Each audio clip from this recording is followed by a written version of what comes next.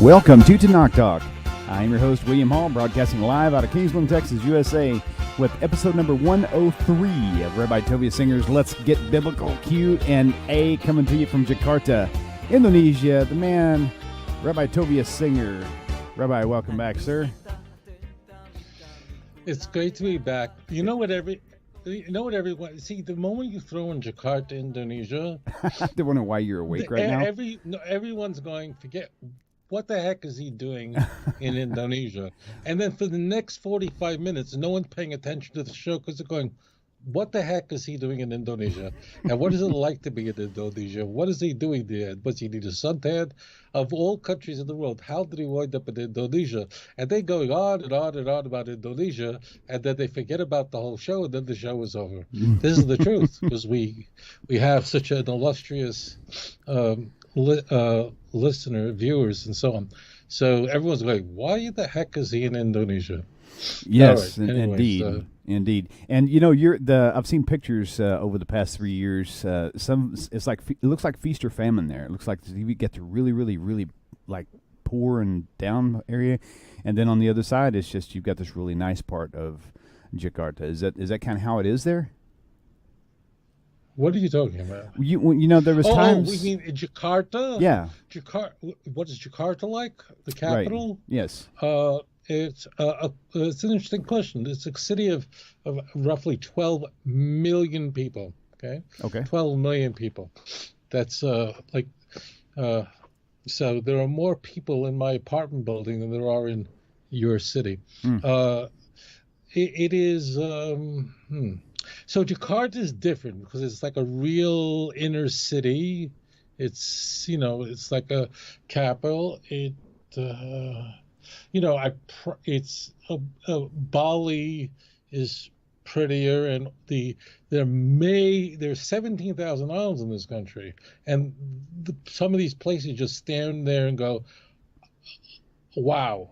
Okay, it's a mind-blowing country. It's the fourth largest country in the world. But Jakarta is like the capital.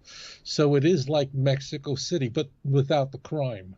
This country doesn't have a lot of crime. And I say that because I'm an Indonesian. No, I'm kidding. I'm great country. No, seriously. No, it's like you could walk down the streets of Jakarta at 4 o'clock in the morning without a problem, as long as you have a military. No, you don't need that. That's the point. So, but it's a city, There's fancy areas and all. There's a huge population, very high density, but it's very different than other areas of this country, islands, Bunaken, and so on, whatever, all places that none of us can pronounce, and that's what's important. Right.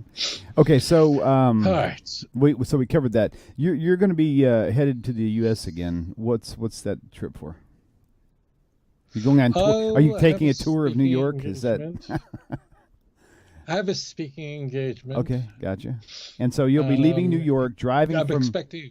I'm expecting a grandchild. Oh yes, Baruch Hashem.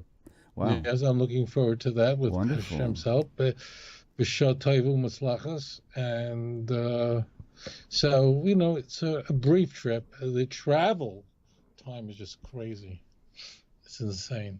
But I get to see my family. That's the hard part. I mean, in one sense, being here in Indonesia and being the only rabbi in the fourth largest country in the world is an opportunity that I could never replicate this anywhere else in the world. Mm-hmm. But although I'm fortunate to be able to see my family, but nowhere near as much as I would like to, and that is the great weight on me, because being here and being able to bring Torah to this country, that Torah has not been here for a while. When I say a while, I'm talking about since, going back a half a century. Right. That's amazing. So, yeah. Wow. Okay. Well, let's move on to our first question. It's a pretty simple one, but it may require some extensive explanation. So people, if you call, the number is on your screen, 855-952-4253. It's 855-95-BIBLE. Just easy to remember phone line if you're out traveling and you remember that we're actually on and live and you want to call in. So when you do call in, be prepared to wait, a couple days if necessary. But at the moment you hang up, you're going to lose your place in line, because I haven't worked out this whole call waiting thing yet. So people call in and I hit a button and then I'll hang up on both of them. So I just decided not to try it until I have more time to figure it out. So call in, and if we're talking, just stay on the phone, but keep the phone close to your ear while you're watching the monitor, because what you see on the monitor and what's actually happening in the studio is about 20 seconds different. So I may say, hello, caller, can you hear me? And you're still watching your monitor, and 20 seconds later, you'll hear me say it and jump back to your phone. Meanwhile, me and Rabbi have to figure out some crazy conversation to carry on for 20 seconds while you listen for the call. So, all right. So the first question, right? He's shaking your head. That's crazy, man. This is a crazy world we live in. Crazy show you're on. Of course, everybody knows I'm the sane one here, so that's why you're the crazy guy answering all the questions, right? Yes, I'm. That speech you just gave, I'm sure, convinced our listeners that your frontal lobe is properly seated. Oh man, you're crazy. See, you are crazy. I don't say a word. All you have to do is just go on with that speech, and I go, okay, I get it now. Okay, well, actually, I was going to give you a question, but instead, we'll let the callers present the question. So, all right, caller, welcome to the show. Please tell us your name and where you're calling from. Oh? Yes, you are live on Tanakh Talk. Do you have a question for Rabbi? Tell us your name first, if you don't mind. Yes, my name is Yaakov. I'm calling from Toronto, Canada. Yaakov, welcome to the show. What's the question for Rabbi Singer? Yes, first of all, I want to thank you both for what you are doing, and just to get, Shana Tova. Thank you. You too. And I have a question about, I have a question about the book of Ezekiel. Okay, go ahead. Mm-hmm. So, my question is, I know that there were a lot of discussion between Jewish sages, Chazal, to include it in Tanakh or not. And there are three major questions that were raised. First two I understand. And one was first chapter, Maaseh Merkava. It was really complicated for understanding. Second was about very explicit description of Israel. And the question is about the third one. It was that there is a difference in terms of third temple, and not design of it or size of it, but the procedure, service procedure. And there is a difference between what is described in the book of Ezekiel and in Torah. If you could please tell us not what was the difference, but how was it kind of reconciled? Because everything that looks like a contradiction, it's just, I understand later, it's just lack of my knowledge. So this was my question. Okay, Rabbi, are you clear on that question? I think so. I think the caller wants to understand, why did the sages question whether Ezekiel should be included in Tanakh? And three reasons are given by our sages that are recorded as to, he's quite correct, as to what the concern was, and I'll address that. Okay. I'll be glad to address that. That's fine. Okay. Thank you so much for your call. Let's go and disconnect now, and you can listen in for your answer. Okay? Shalom, shalom. Yes, thank you so much. You're very welcome. Welcome, shalom. All right, Rabbi, take it away. Okay. I waited literally my entire life for that question. So I'm very grateful to you, whoever you are. Shana Tova. Have a happy and healthy New Year. This needs some explanation. The Sefer Yechezkel, the book of Ezekiel, is of course part of Tanakh. It's one of the 24 books of Tanakh. People going 24, I thought it's 39. Well, as it turns out, 1st and 2nd Samuel are really one book. However you count it, Ezekiel, Yechezkel Hanavi, the 48 chapters of this work is included in Tanakh. However, the Anshe Knes HaGedolah, which means the men of the Great Assembly, had concerns if Ezekiel should Ezekiel be included in the Jewish scriptures. Now, this is so important because it is so widely misunderstood. No one is questioning whether Ezekiel was a prophet of God. That was never an issue. There was never a question whether Ezekiel, the book Sefer Yechezkel, would edify and elevate the nation. That was not the issue. The question, however, was would it be misunderstood?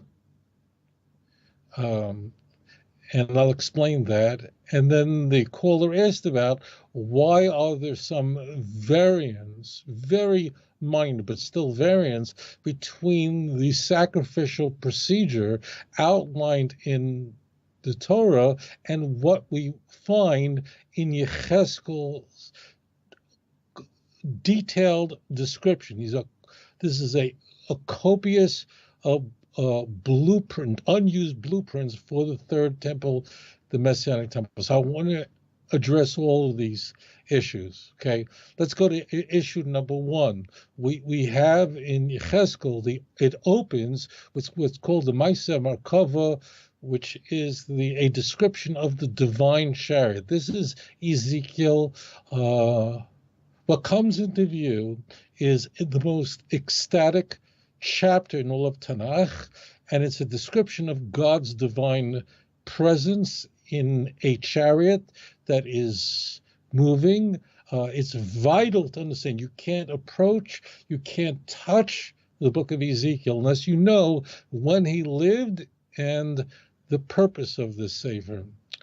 Yechezkel Hanavi lived during the time of the subjugation of Yerushalayim by the Babylonians. He was exiled into Babylon 11 years before the first temple was destroyed. There was a major exile of Jewish leaders at that time, so he was in Babylon. And the Sefer Yechezkel is there to convey that the destruction of the first temple is absolutely inevitable. This is I'm going to juxtapose the book of Ezekiel to the book of Jeremiah. In Jeremiah, who's a little bit earlier than Ezekiel, although they were contemporaries, their lives overlapped, but Jeremiah was considerably older.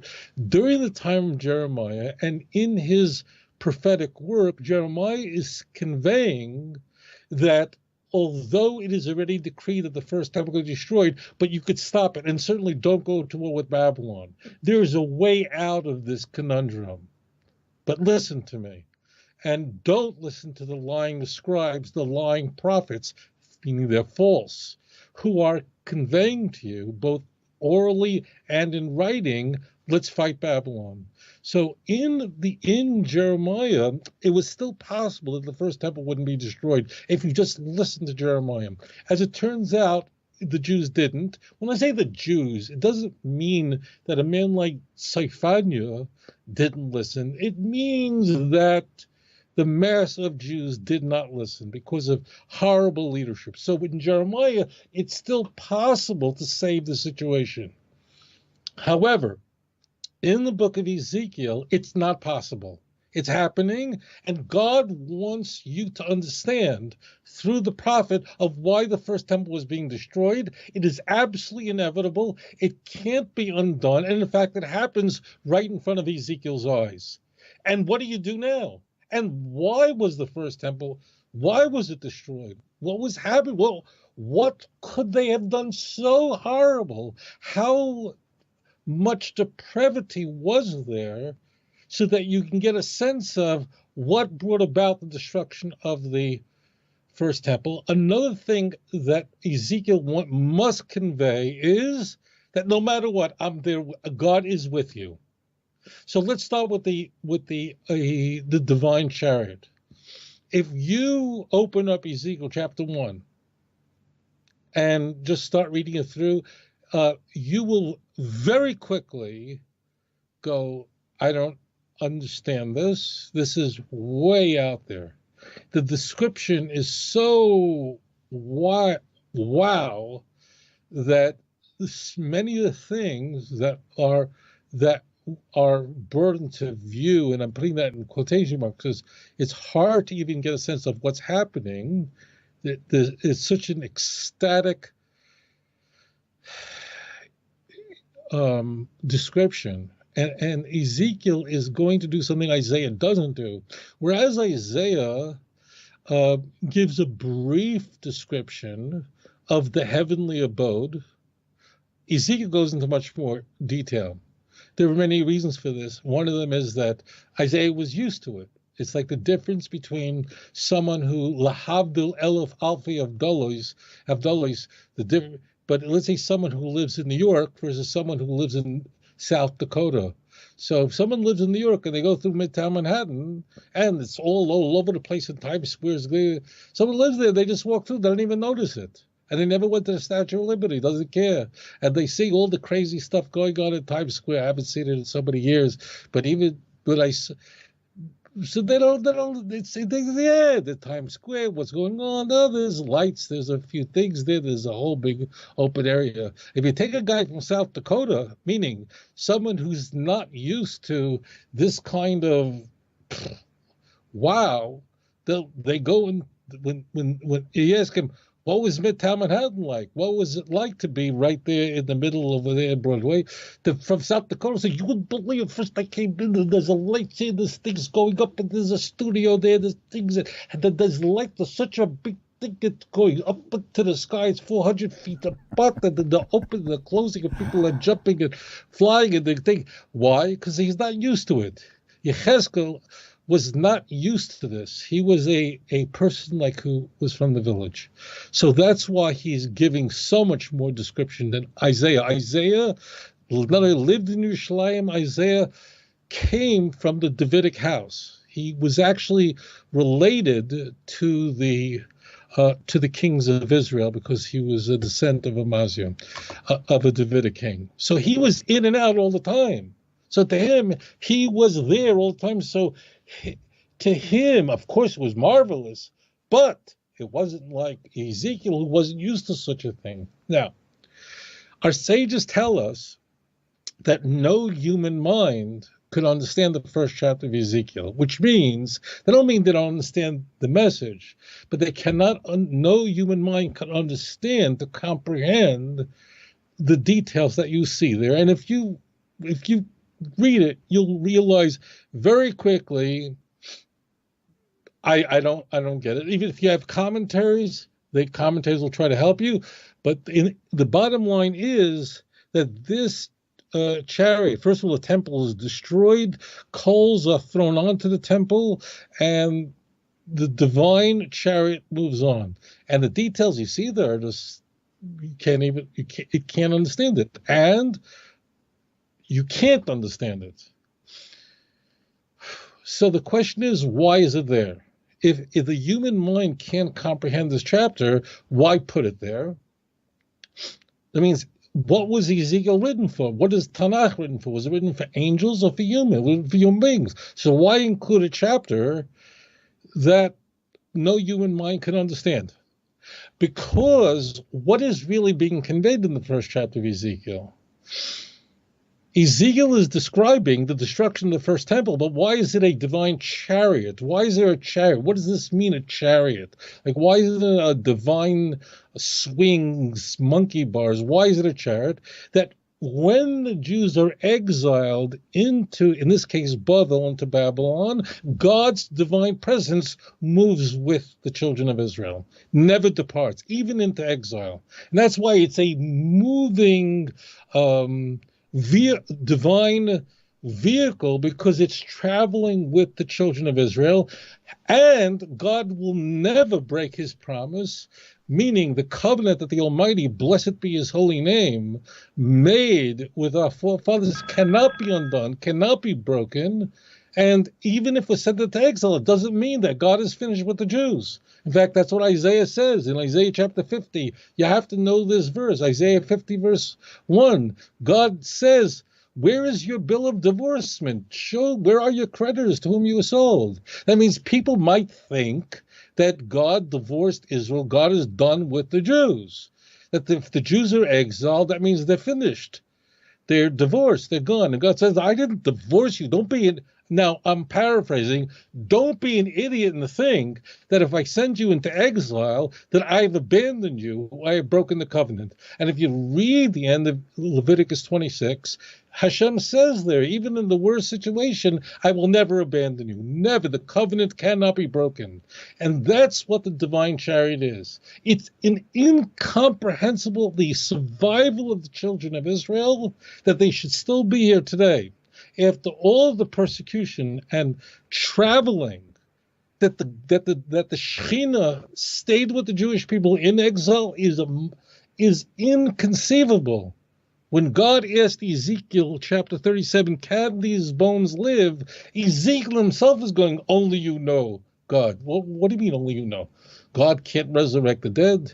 The answer was, it's inconceivable that the Jews could have survived. And if you are a student of Jewish history, you know exactly what I'm talking about. Every person who indulges in the study of Jewish history asks the question, how did the Jews survive? And the answer is, there is no natural force that can explain it. There are thousands of books that seek to explain the survival of the Jewish people, but there's only one answer, and that is, we have a God. And we have a God who is the Netzach Yisrael, who's the strength of Israel. And that God of Israel, the glory of Israel, V'gam Netzach Yisrael lo yishaker, he is not a liar, ki lo yodimhu, because he's not a man, he will not change his mind. So God made a promise, he'll do it. How will he do it? This is a miracle of the covenant. So that's the point. The point is that the chariot is moving. That means if the Jews are exiled, the divine presence is with you. Wherever you go, I'll be with you. I'm there. I'm there. Just know that. In fact, how does the book of Ezekiel end? The very last verse of chapter 48 ends that ultimately in the final redemption, God's name will be put back in this place, which means we're coming back. Okay? So that's number one. That's the divine chariot. Divine chariot is there to convey that no matter how horrible things become, the Jewish people cannot disappear. There are all kinds of Jewish organizations out there whose sole purpose is their sole mandate is to make sure Jews don't disappear. And you should know they're wasting their money because the Jews can't disappear. As a nation, corporate Israel cannot disappear. Individual Jews can. But it is not we don't have a commandment, make sure the Jews don't disappear. That is God's promise to fulfill, not ours. The Almighty says, just don't give up your seat on the bus. But corporate Israel must survive. So says the Lord who created the sun to illuminate the day, the stars and the moon, the night. If these laws should pass before me, so will I cast off the seed of Jacob from being a nation before me. Read Jeremiah 31. So look up at the sky. If you see a sun, moon, stars, the seed of Jacob is here. Jews can't be destroyed. How? It's the divine chariot. Your mind can't comprehend. It's incomprehensible. So that's number one. Question number two is very important. I'm taking a little bit more time, I think, than the questioner expected, but because I hear this so much. Why the other issue the sages had, and they had the same issue with the book Song of Songs, was that people would not understand it. People would look at the book of Song of Songs, they think it's like one big exotic romance filled with all kinds of erotic imagery. And in fact, that's what people do with it. And that's a huge, huge mistake. The book of Song of Songs is describing the relationship between God and the Jewish people and the other nations of the world. So they were concerned that it would not be understood properly. Conversely, because it's really the opposite, Yechezkel Hanovi, Ezekiel the prophet, himself didn't get, because he's in Babylon. Why is it? How bad could the Jews have been? How disgusting could they have been that the temple would be destroyed? And it's very important for the Jewish people to understand the answer to that question. So Yechezkel Hanovi, HaKodesh v'HaTor, the great man of God, he uses some of the most unimaginable, disgusting metaphors. When I say disgusting metaphors, the metaphor is important, but without it, we would never understand how horrible the nation of Israel, how bad they fell, how horrible the situation. Now, again, be careful, because one of the things you can get in trouble with in Tanakh is when Tanakh says the Jews sinned, and it turned out there's this one man, Achan, who sinned, going back to the book of Joshua. There's always a remnant of faithful Jews. There's never a time when there isn't. In fact, that was Elijah's mistake when he complained to God that all the Jews are worshiping Baals. God said, oh, no, there's 7,000 who are faithful to me, who have not kissed his hand. 1 Kings chapter 18 and 19. We have that. So, but Yechezkel uses the most, my vocabulary is not extensive enough to convey this, the most goriest metaphors, and it's really the opposite of Song of Songs, because it's some of it is quite sexual, but it's sexual in the most disgusting way. Describing as an example the sisters, these two sisters who were prostitutes, who would actually not only prostitute themselves, but they actually would pay their client. I mean, that's how low you sunk, and it uses just the most gross, detestable imagery to convey this. And people go, how could such a thing be in Tanakh? And the answer is because without it, you would never understand. Without it, you would never comprehend how low the children of Israel had fallen. Okay? So now ultimately the sages, they understood, but they were very concerned that people would misapprehend of why does Yechezkel employ such imagery that is so shocking, so shocking. You read like, Ezekiel 16, 20, and so on. All right, so the answer is that if I didn't have these chapters in the book of Ezekiel, I would not understood the level of depravity that the children of Israel had fallen to without that kind of imagery. And it's really good. I just can't believe that. Now I get it. And the purpose of it is Ezekiel's not a history book, and it's not there to complain about the behavior of Jews. It's there to wake you up and call you back from this spiritual debasement to a state of complete purity. That's the purpose of it. But the reason it's so graphic is how would you know? How would you? Right. How do you know how evil ISIS is? Well, they put out a video, chopping people's heads off. You go, wow, ISIS is really evil. You need something that dramatic. The third part is the question of why are there some details? I'm not going to go to it now, but why would we expect some details of the rituals, sacrificial rituals in the temple be different in the Messianic age than they were during at all times prior to it, as we would find in the book of Leviticus. And I think that if you think for a moment, you'll discover the answer to that question. And that is, in what way will the world be measurably different in the Messianic age than it is now, or than it was during the Second Temple period or the First Temple period? And the answer is that in the Messianic age, there will no longer be sin of rebellion. It will come to an end. And as a result, many of the rituals that went on in the temple would be different. Now, we do have in Ezekiel 45, particularly verse 20, 21, 22, we have the sin offering, which is brought by the prince on behalf of the people. The prince is the Messiah, but it says there it's for sins done unintentionally, which poses an enormous problem for Christians.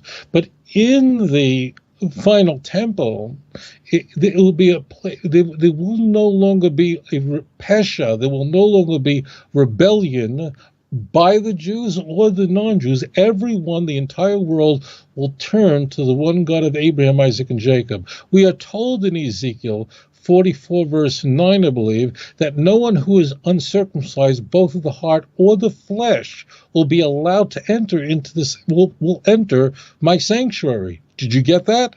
No one who is uncircumcised, both of the heart or the flesh, will be able to enter into my sanctuary. This poses an enormous problem if you're a Christian, because Galatians doesn't provide for that. I mean, as far as Paul's concerned, if you are, if you're relying on circumcision, Christ will avail you nothing. Well, the problem is that with Paul is that he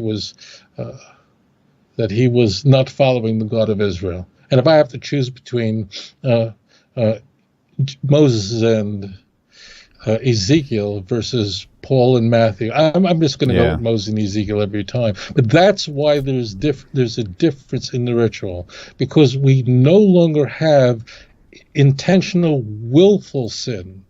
There are other differences as well. In the time of the Messianic temple, the role of the Ark of the Covenant will be different as well. Jeremiah speaks about this. You won't even be talking about it, because the main role of the Ark of the Covenant was to go before the children, not the main, but one of the central roles is to go before the nation in war, but there won't be a state of war. So that's why there are variances, because it's not because the rules have changed or, God forbid, a commandment has been jettisoned. It won't be. It's just the circumstances that would call for it no longer exist. That's all. So if it's like somebody who can't see well and they need glasses, and then they have LASIK surgery and now they have perfect 20/20 vision and they no longer need glasses. So it's not that glasses aren't useful, and the science of making glasses and how they work in any way has been changed. Just the circumstances mean the condition of the person has changed, that he no longer needs glasses, but all the principles that go into making the optics for glasses hasn't changed.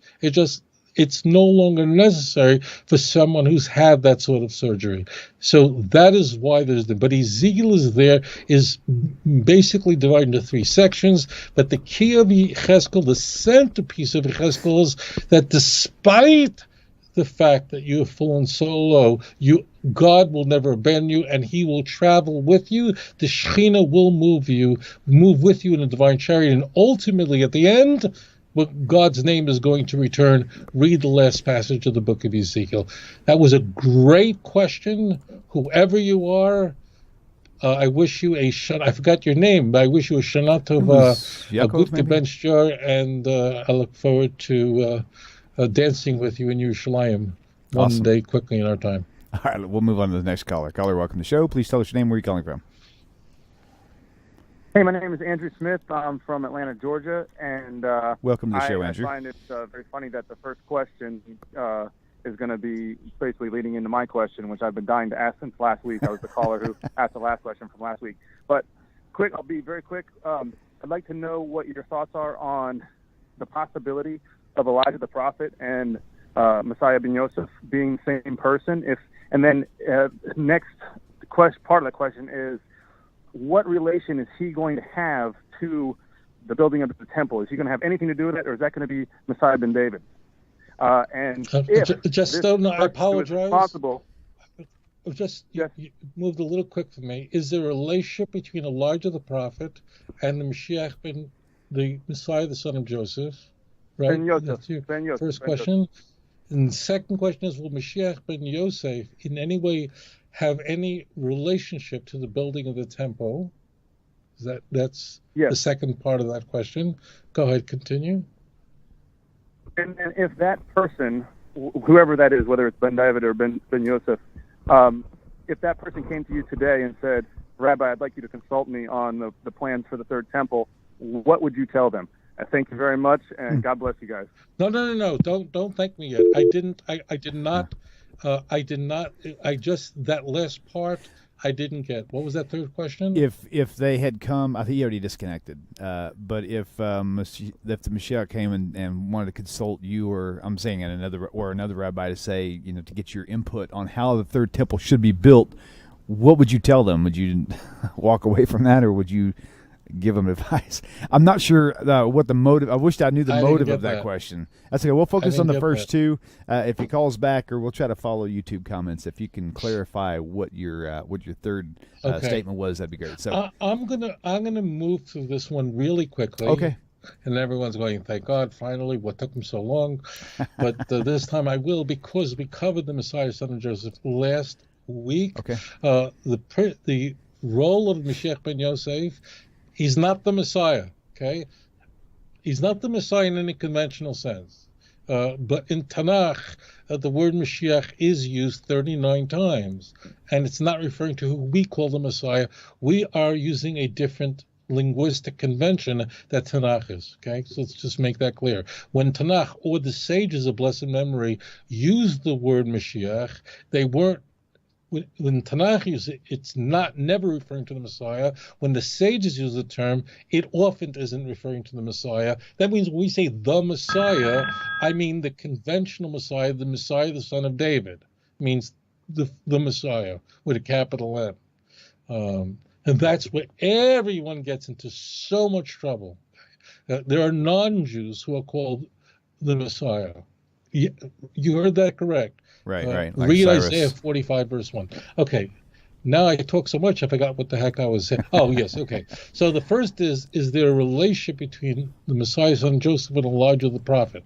Well, the answer is that Elijah the prophet, his role in the end of days is described in the very end of the Jewish Bible, in the Sefer Malachi. It means at the end of the prophetic work, which is the book of Malachi. And the essential role of Elijah the prophet is to usher in. Now, that's what most people would say, is to usher in the Messiah. I might say that if I was just speaking, if that wasn't the theme. But what does that mean, usher in? Like you need an MC? All right, ladies and gentlemen, we finally come to that point. I knew you've been waiting 5,778 years, and he's here. Please welcome the Messiah. No, okay, that's not what it means, okay? It's not what it means. Elijah the prophet has a number of roles to play. He will, of course, bring about the justice in the world, but very important, he will call out for repentance, that people should turn back to God. And in fact, the fathers will turn back to the children to their parents. There will be family unity and not a broken nation. And so the role of Elijah is to bring people to repentance. And that is exactly what the Messiah, the son of Joseph, is supposed to do. Messiah, the son of Joseph, is an eschatological figure who in the course of the final war, the war of Gog, Me'eretz Magog, is described in Ezekiel 38. he will get killed. That means although the children of Bnei Yisrael, the children of Israel, will succeed in the Messianic age, not just succeed, God will make the weakest of them, like David, even like the angels of the Lord of hosts, Zechariah 12, verse 9, but there still will be a death. There are two opinions about if the Messiah, the son of Joseph, is one person or a group of people, but that's not relevant. I wanted to mention that because I know someone's going to write me 15 emails, but according to this opinion, it's many people. But the key is that in the midst of this war, God will protect Jerusalem, and the enemies of Jerusalem will be destroyed. There will be a tragedy. The tragedy will trigger a mourning, and the mourning will cause a repentance. And that's what Elijah the prophet is supposed to do. And that's the relationship between the two. Okay? Right. And the last, I forgot, what was it? Was there something I missed there? I was getting the impression that the question had to do with is the third temple like the way it's going to be set up it's already laid out on how it should be, or if Mashiach came to you and said, hey, give me some advice on whatever, what would you do? That was the question. It's not going to happen, right? Because he's not coming to me. He's not coming to anyone. That's the question, I think. The unused floor plans for the Messianic temple are conveyed in the book of Ezekiel, chapter 41 through 47. We have it there. I mean, the whole design from the size to the windows, to the size of the windows, to the doors, everything is there described. The procedures of the prince, and how he's going to behave, what door he'll enter, what door he'll leave. It's there. So that is not going to be a question that Messiah is going to have, or anyone's going to have. But what is also important is that it is God that's going to do it. Right. Meaning it's God that's going to bring about the building of the temple. Just as Moses is instructed in Exodus by the Almighty to take your rod and place it over the sea, and it would part. If you ask Moses, how are you going to pull that off? Moses will go, I have no idea. Mm-hmm. God is doing it, and I'm just doing that. So it is an act of God. The Messiah himself will not be able to do any of these things. It's all going to be an act of God. But he will be a central figure, because he's going to be a man who is devoted to God and will inspire the nation to return to God and to keep the mitzvot. Read Ezekiel 37, verse 24 and 25. Very important. Where there the Messiah is described, and what kind of individual, what kind of character he'll have. Read Isaiah chapter 11, verse 1, 2, and 3. As a person of justice, a person who will rebuke nations. Read Isaiah chapter 2, the first 4 passages. So that's the kind of person he is. But how will he pull all this off? Because God's going to do it, and no more will the Messiah build the temple than Moses part the sea. They both will do this, but of course it's God that is performing this, not the Mashiach. The Mashiach will fear God, and Moses was humble before the Almighty. Interesting. Okay, so hope that covers that. Yes. Okay, good deal. Let's go ahead and take this next caller. Caller, welcome to the show. Please tell us your name and where you're calling from. Hello, my name is Renee. I'm calling from South Texas. Hey, shalom, Renee. Welcome to the show. What's the question for Rabbi? Yeah, I just have a quick question. I just don't understand a little bit. I've heard that a Jew is only a Jew if his mother is a Jew, not if the father is a Jew. Is that correct? Yes. Okay, maybe this was before the Torah was given, and maybe it doesn't apply, but I'm in the understanding that Joseph, the son of Jacob, was in Egypt, and he married an Egyptian woman, and he had 2 kids, Ephraim and Manasseh. I just don't. I know they're part of the tribes, but was his wife really Egyptian, or? That's really a good point. How does it? Yeah, so how is it that Ephraim and Manasseh were Jewish if their mother was Egyptian? That's your question. Yeah, I mean, I don't. That's a great question. I don't mean to be controversial or anything. I just want to understand completely, because I do believe they're part of the tribes and everything, but I just would like to learn a little. No, that's not controversial at all. If anything, it's very thorough. We really appreciate that question. It's brilliant. That's easy. Brilliant. Okay, thank you very much. Take care. Bye-bye. Thank you very much. You bet. All right, cool. Yeah, it's a fun question. Go for it. In the sense, he answered the question himself. Okay. Joseph's wife was not Jewish. Now, I'm using the word Jewish here. Don't send me an email that they wouldn't use the word Jew. Okay? I'm using our conventional language today. Okay? I'm just going to use the word Jewish, because technically you would say an Israelite. Okay? Right, great. But we're just going to, I don't want to use any words that might sound arcane. So I just want to use conventional language. So I appreciate if you don't, blow up my inbox. Oh, well, we were all Jews and they were just Judah and he was okay. So I'm going to use the word Jew here, or Jewish, in a very pedestrian sense. Okay, I'm not. If you ask Moses, if you asked a Kalev as he crossed into the land of Israel, "Are you Jewish?" Well, that was actually not a good example. If you ask, "Are you Jewish?" They say, "Oh, I'm not Jewish. I'm from this tribe or that tribe," depending on what you were. Okay, so I'm using the word Jewish in a very conventional sense. Okay, right. Not in a hyper-literal sense. Okay, now let's go back. Like saying that Moses was Jewish, but he wasn't actually from Judah. This is sort of the same. It's a generic term, right? Right. It's not really so generic, because, in fact, we find in Tanakh that people who are not from the tribe of Judah are called Jews. After the 10 northern tribes are carried off in the 14th year, by the time it reached the 14th year of Hezekiah's reign, so at that point, whoever is left is loyal to the kingdom of Judah, and therefore and this is actually a prophecy. If you look at Genesis chapter 49, particularly verse 8 and 9, it says, "All your brothers will praise you."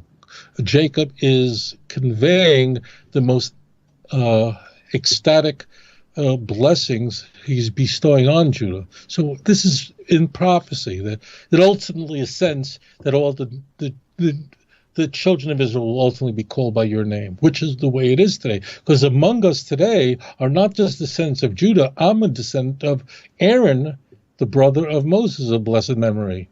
So I'm not a Jew technically. But you see, for instance, in the book of Esther, that Mordechai, a central figure in that traumatic event, was Ishmael. He was a Yehudi, and he was also Yemeni, which means he was a tribe of Benjamin, but he's called a Jew. Well, which is it?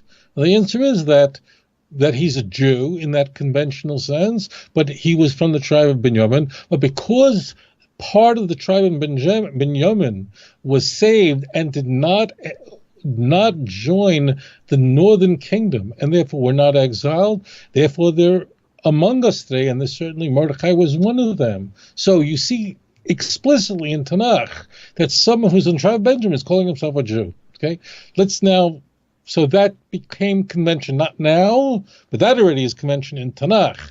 In fact, you find in Isaiah where in chapter 36 and 37, I'm not going to go into the back and forth between the messengers for Sancherib and the Jews, but the Hezekiah's representatives beg Reb Shaka to not speak in the language of the Jew, but rather to speak Aramaic. So you see there that it's already, the word Jew means the Jewish nation, okay?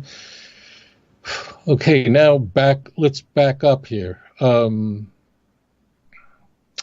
so before Mount Sinai, there were no Jews in using command. That's the point I wanted to get to. It means that, of course, they were the children of Israel. That means the sons were the children of Israel, mean the children of B'nai Yaakov, B'nai Avram, Yitzchak, and Yaakov, but they were not a Jewish nation. They didn't become a Jewish nation until they received the Torah at Mount Sinai. So therefore, Abraham and Sarah were not Jewish in our conventional sense. Now, you would say that Abraham and Sarah, Avram and Sarah, were the parents of the Jewish people. Absolutely. And Yitzchak and Rivka were the parents of the Jewish nation. But there's also another nation that came out, and that's Esav. Esav was born to Rivka. Esav, the descendants of Esav are wicked, are Edom, are not Jewish. So if Rivka was a Jew, how would she produce Esav, who God says, I hated him? Read the book of Malachi. So this is very important. So here's the deal. Technically, we could say Jacob was Jewish, but that's not correct. The nation became a nation as it stood underneath the mountain, and we see the Torah and said, Nashza v'nishma, we will listen, and that's where we got married. That's where the nation became a nation of Jews. And understand this, that when someone converts to Judaism today, what they're really doing is, they're doing what we did. In essence, all of us converted at Mount Sinai. That means we accepted the Torah from Hashem and so on and so forth. When someone today says, I want to join the Jewish people, the nation of Israel, and become a Jew, we say, fine. Then you have, what's really happening in a conversion is say, okay, then you have to go through what I went through, except you're doing it now. So therefore, Joseph's wife, Osnat, the fact that she was Egyptian, not whatever, is completely irrelevant. None of it's relevant. I mean, who was Moses' wife? Who was Zipporah? Who was she? I mean, her father was a priest of Midian. I wouldn't say a priest of idolatry. He ultimately would choose the God of Israel because Vayishma Yisrael, the Yisrael heard about the great miracles, and he came and he abandoned his old way. So therefore, until Mount Sinai, no one is Jewish in a conventional sense. I'm using that word Jewish in a very broad sense. You won't find that kind of language in the book of Exodus, but we're just going to call it, no one is part of this nation that is chosen, this Mamleches Kohanim v'Goy Kodesh. And that's why it says, read Exodus chapter 19, verse 5 and 6, that you are a unique nation. You are a priestly nation. Mamleches Kohanim, a priestly nation, v'Goy Kodesh, and a holy nation. The whole world belongs to me. When did that happen? Right there at Mount Sinai. So wherever people came from before them wasn't relevant. At that point, after the Torah was given at Mount Sinai, at that point, only a Jewish woman could convey Jewishness, not a Jewish man. Now, if the mother is Jewish, then the father did convey the tribe identity, Numbers 118. Actually, it's quite a few verses in that opening chapter. So I hope that wasn't too complicated. We think of Isaac, we certainly think of a Jew. We think of Rebecca, we think that she's Jewish. She really technically was not. She certainly was the mother of the Jewish people, as was Rachel, as was Leah, and so on and so forth. So basically, thank you. Before Sinai, it just didn't matter. In other words, because they were just. It was after Sinai when it actually mattered. Is that kind of what you're saying? Before Sinai, there were, of course, the Noahide laws. Right. Everyone was responsible living according to that. Right. The patriarchs and matriarchs did keep the Torah. You'll now find Abraham. When they were in the land of Israel, they kept the Torah. You'll never see Abraham eating pork. Isaac, no, he wasn't eating horse meat. Nowhere. It's not an accident. Gotcha. Before the Torah was given, they knew about the commandments of the Torah. Of course, we see even with Noah, Genesis 6 and 7, Noah knew exactly what a clean and unclean animal was, but they were not bound by the Torah, but they did keep it. Our forefathers kept it in the land of Israel, not outside the land of Israel. For example, Jacob married two sisters, but he wasn't in the land of Israel when he lived with them. And in fact, the moment he entered the land of Israel, Rachel died. Right. Very good. Very good. Okay. We'll go ahead and move on to this next caller. Caller, welcome to the show. Please tell us your name, where you're calling from. Caller, can you hear us? We are still connected. Hi. Are you talking to me? I sure am. How are you doing today? What's your name? Oh. Hi, I'm Nancy Grooms, and shalom to you and the Rabbi. Welcome, Nancy. Welcome to the show. What's the question for Rabbi? Hi. I just have one question. We are in a Torah study with a mixed group of people, some B'nai Noach and a Jewish man who is coming kind of back to Torah or to Torah for the first time. And the group wants to just read straight out of the Torah. And is my understanding correct that we need the oral Torah in order to understand what it is we are reading? And what's the best way for us to go about this as a group? Any suggestions? Thank you. Okay, thank you for calling in. That's actually a good question. In fact, a lot of people are wondering that very thing. So, okay, just go ahead and disconnect, and you can tune in for the answer, okay? Yeah, so I had that question for a long time. Number one, is it wrong for me to read from a Sefer Torah? Like, actually, we have a Sefer Torah we bought about 7 years ago, or should we just leave that aside, just use the book? And then also, can we even, do Torah studies? Because I've heard some people say you can't, a non-Jew can't study Torah, but then I heard it wasn't Torah that you can't study; it was actually Talmud that you couldn't study. So, a lot of questions on how a non-Jew can carry out their Shabbats whenever they keep them. Just for a moment? Did she say she's not Jewish? I didn't. Maybe I didn't. She said they were in a mixed group. Actually, let me look at the YouTube channel. It was a mixed group and said a Jewish man came up. So I'm assuming she's not Jewish because she kind of singled the Jewish man out as being unique. Let's do this. Okay. Let's do this. With your permission, let's leave out the part Jewish and not Jewish. Okay. Because the question really is, can you study the written Torah without the oral No, Torah? that's not the question. Really That's not the question. That's not the question? It's a Noahide group, so they're not Jewish. Right. As I'm thinking more about it, they're not a Jewish group. So specifically, how can Noahides study Torah? Can they study straight out of Tanakh? Can they read from an actual Sefer Torah? Can they? What are they allowed or not allowed to do when they study, like when they do their Shabbat gatherings? It is impossible to understand the written Torah without the oral Torah. It's vital for people to study the Torah. The Torah itself says that the nations will study the Torah and be shocked by it. Mm-hmm. Read Deuteronomy chapter 4. Deuteronomy 4 says the nations will look at your Torah, look at this name and say, right, what a wise nation has such a great Torah. Well, how would they say that if they don't know about it? So it's very important that the nations of the world will know of the Torah. The Torah will spread all over the world as we see with our eyes today. And they'll be stunned by it. More than half the world believes that the Torah of Moses, Moshe Rabbeinu, Olav HaShalom, is the absolute word of God.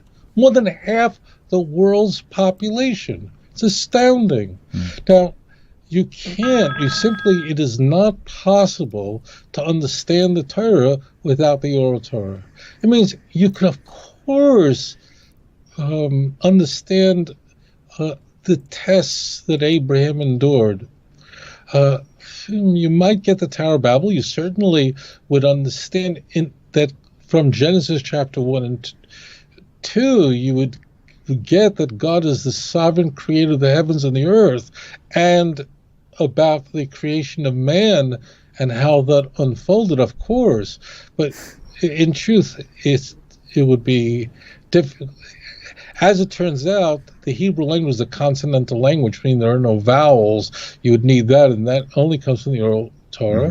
Mm-hmm. It's vital for non-Jews to understand Torah, because if they don't, how are they going to keep the Noahide laws, like laws of torts, not damage, not to cause damage. And what happens if a Noahide who's not Jewish causes damage to somebody else, injures somebody? How do they pay it? How much do they have to compensate the person? How is someone's eye or arm, the value of someone's assessed? A Noahide has to know this. If a Noahide's walking down the street and finds money on the street, are they allowed to take it or not take it? Does it belong to? Do you have to find who the owner is? All the laws of Nezikin, of damages, they have to know this. So the answer is it's not possible to know the written Torah without the oral Torah. So what's your advice for this group, the small Noahide group?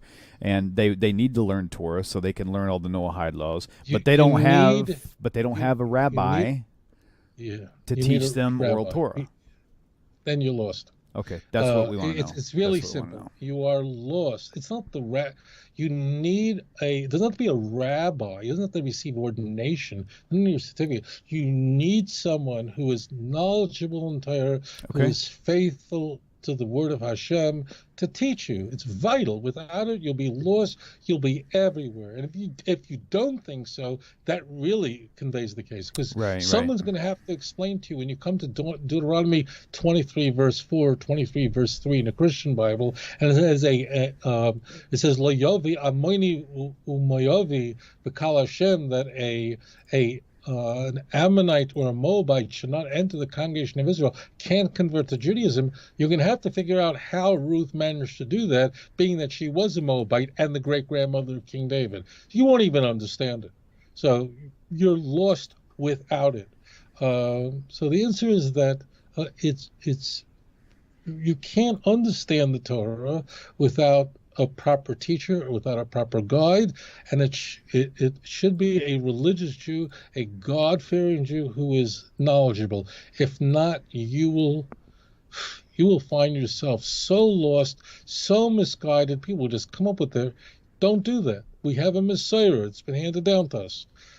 If you're a person of faith, if you're not a believer, then you don't care what I have to tell you. But if you are a person of faith, you must have a God-fearing, knowledgeable person teaching.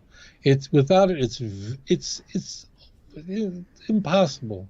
It's impossible. Now, the only caveat is that today there's something available that didn't exist when I was in yeshiva, when I was in rabbinical school. That is, today there's so much literature that was not accessible in the old days, meaning of all the super commentaries, and today publishers like ArtScroll has made so much accessible.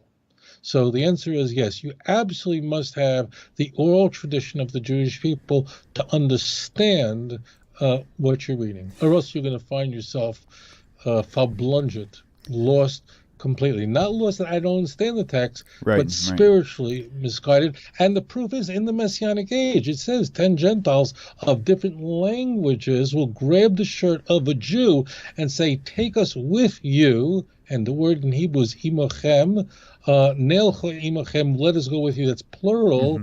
So because we have heard God is with you. So we see in Mashiach comes, the Goyim are going to come to the Jews. Well, what does that mean? It means that's the best way to do it. That's the proper approach to understanding Tanakh. Nice. So the advice would be then, based on what you said, keep studying Torah, but use your internet. Find some resource that if you have a question, research it, through a rabbinical source or through an Orthodox source especially, right, on what the oral tradition based on that verse is. Is that fair enough? The person doesn't need a certificate that he graduated from any rabbinical school. It just, the person should be a knowledgeable Jew who's teaching the class, or you're going to be in an enormous amount of trouble. And if people are coming from a Christian background, ex-Christians are in a lot of trouble. And the reason for that is that ex-Christians, I'm just going to say this, I don't think I ever said it, ex-Christians have a problem.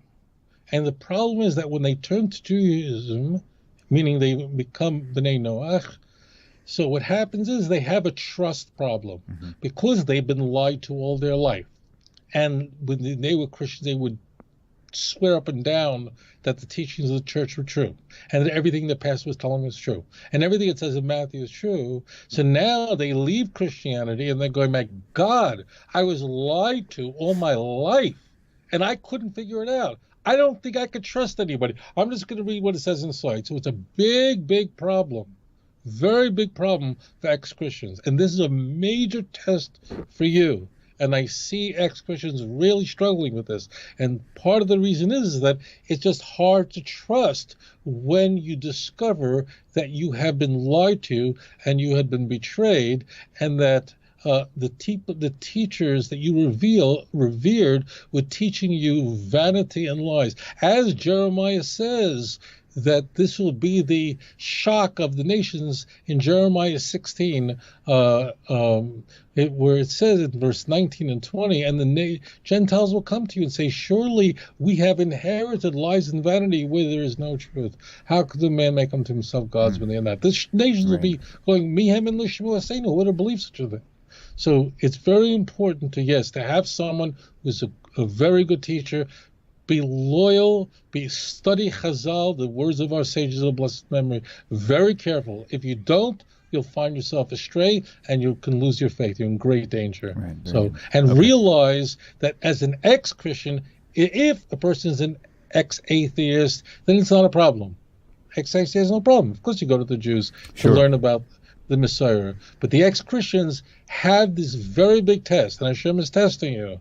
But the problem is that ex-Christian is hard to trust again when you have been lied to by the church. This is a very big problem for ex-Christians, that ex-atheists or ex-Hindus don't have that problem. Right. Too much baggage. Okay, let's take this next caller. Caller, welcome to the show. Please tell us your name and where you are calling from. Hi, my name is Francois. I have a question actually leads into the next one. The idea of Jesus, whether or not he was an actual historical figure or whether he was just a biblical figure that was made up in Nicaea, is a concept or an argument that goes on between friends of mine, both Jewish and Christian. But my question is, if he had never existed, why is he mentioned in the Talmud? Was he just mentioned as a historical figure that caused some trouble? And can you speak on what you believe he was, if there was a historical figure? Okay, awesome. Okay, Rabbi, you got that? That's juicy. Yeah, that's a very great question. Okay, yeah, it's funny. I mean, because it's like around here, in my little town, Alfred may be a very uncommon name, but maybe in Mexico, Alfredo or whatever, maybe it's very common. I don't know. So, definitely interesting question. Wow, that was a very interesting question. So, let's do this. There are folks who call themselves mythicists, and they believe that there just was no such person as there was no Jesus. Jesus did not exist. I mean, the Jesus of Christianity, a person who lived during the lifetime of Herod the Great, of Caesar Augustus Octavius, of Pontius Pilate, that person just didn't exist. Okay. Now, whenever you are looking at history and you're dealing with a dearth of information and you want to know, did something happen, did someone exist, it's never 0 or 10. You can't be absolutely certain of it unless it's in a book you consider to be holy. So I can't say 10 Jesus existed or he didn't exist, but it is my belief that there was almost certainly a person who lived in the first third of the first century around whom all this mythology was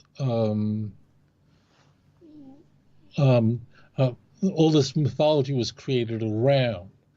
And the Talmud does not help those who believe that Jesus did exist. That would be the worst source for you, because the Talmud places this Yeshu figure.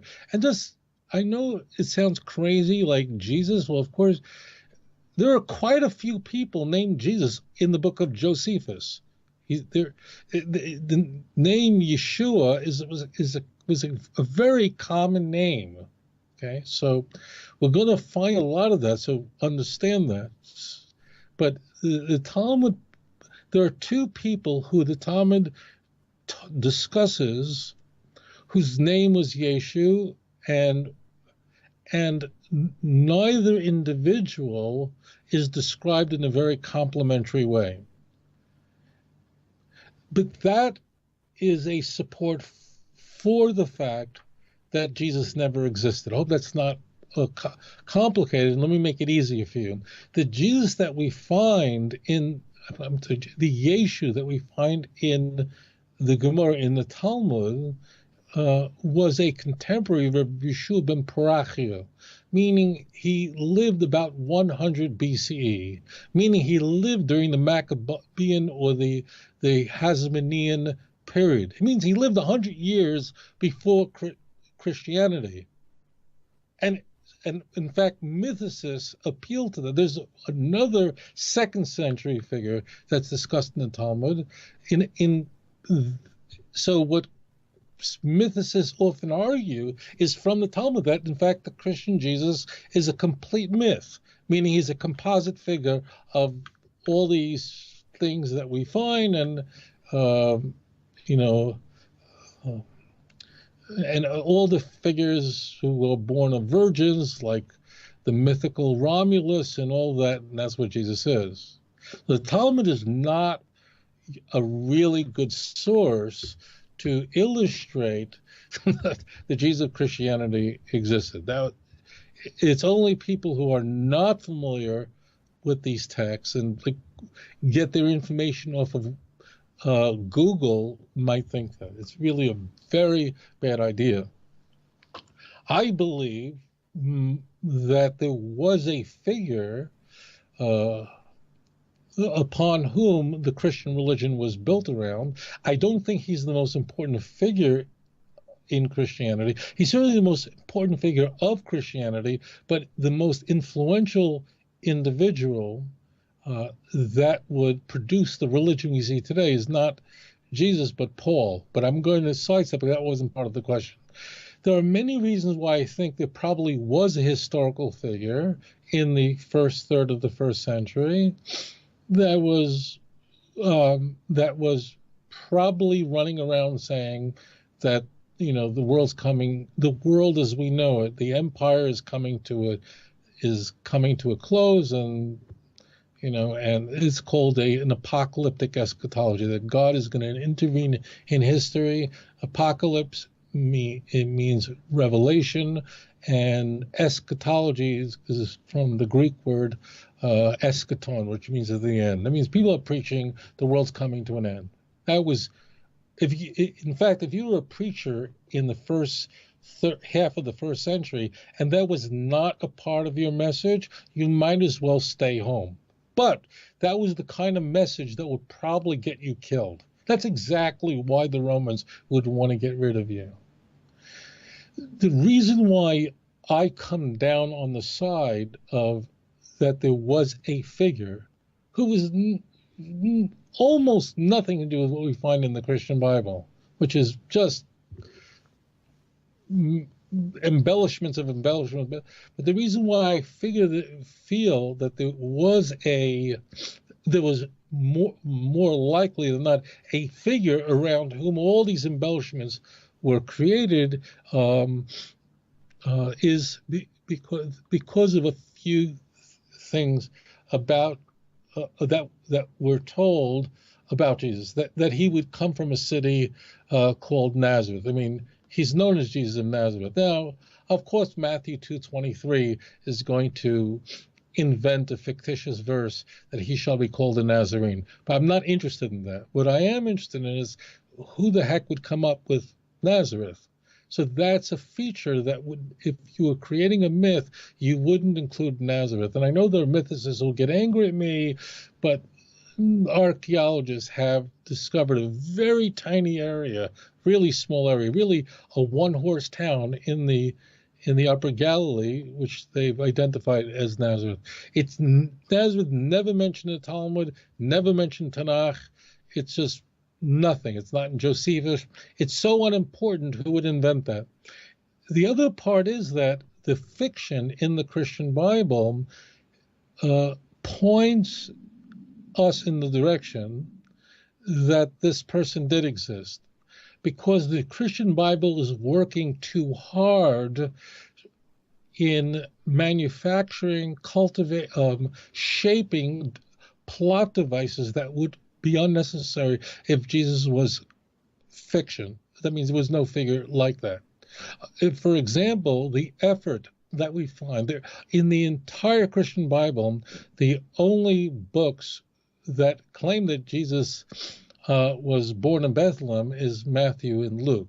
There's a very strange dialogue in John 7 where it's very interesting that folks go, ask the question, but isn't the Messiah supposed to be born in Bethlehem? And John, whoever wrote this book, doesn't do anything to respond to it, leaves that just like hanging out there. So we only find Matthew and Luke that are making this assertion that Jesus was born of a virgin, only Matthew and Luke in their infancy narratives.